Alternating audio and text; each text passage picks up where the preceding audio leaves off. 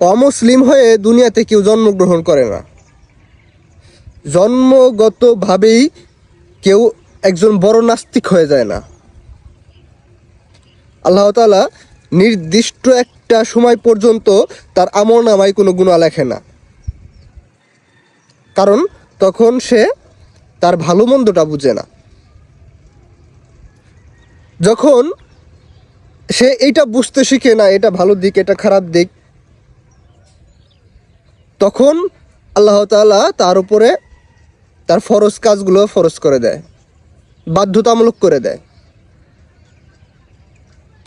কিন্তু এখন দেখবেন যে বেশিরভাগ যারা নাস্তিক আছে তাদের একটা কমন প্রশ্ন থাকে যে আল্লাহ তাআলা তো আমাকে মুসলিম ঘরে জন্মগ্রহণ করাইছে, যার কারণে আমি মুসলিম হইতে পারছি, কিন্তু যাকে আল্লাহ তাআলা ওই অমুসলিম ঘরে জন্মগ্রহণ করাইছে তার কি দোষ ছিল?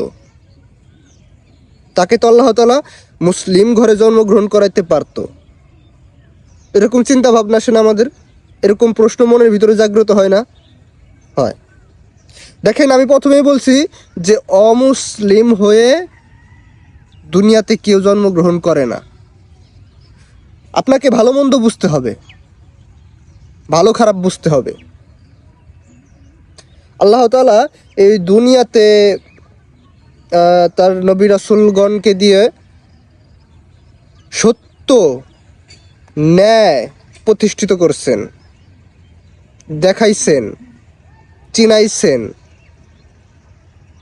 কিন্তু আপনি যদি এটা বুঝেও না বুঝার ভান করে থাকেন তাহলে কিছু করার নাই। আপনাকে আপনার ভালো খারাপ দিক বুঝে নিতে হবে। আপনি কার ইবাদত করবেন এটা আপনাকে বুঝতে হবে। আপনি কি আপনার তৈরি খোদার ইবাদত করবেন, নাকি আপনাকে যে তৈরি করছে তার ইবাদত করবেন? এটাকে আপনাকে বুঝতে হবে। আমি আবারও বলি যে জন্মগতভাবে কেউ দুনিয়াতে অমুসলিম হয় না। নির্দিষ্ট একটা সময় পর্যন্ত আল্লাহ তাআলা তার আমলনামায় কোনো গুনাহ বা পুণ্য এইসব লেখে না। যখন সে একটু ম্যাচুরিটি আসে তার ভিতরে, যখন সে তার ভালো মন্দটা একটু বুঝতে শিখে, তখন তার উপরে আল্লাহ তাআলার যে কাজগুলো আছে সেগুলো বাধ্যতামূলক করা হয়, ফরজ করা হয়। আপনাকে ভালো খারাপ বুঝতে হবে, আপনাকে আপনার ভালো খারাপ বুঝতে হবে। কোনটা ভালো কোনটা খারাপ এটাকে আপনাকে বুঝে নিতে হবে ভাই। আসুন আল্লাহ তাআলাকে চিনতে শিখি, আল্লাহ তাআলার ইবাদত করি, দ্বীনের পথে চলি। আমাদের একজনই সৃষ্টিকর্তা, তিনি আল্লাহ তাআলা। কথাগুলো একটু বোঝার চেষ্টা করবেন।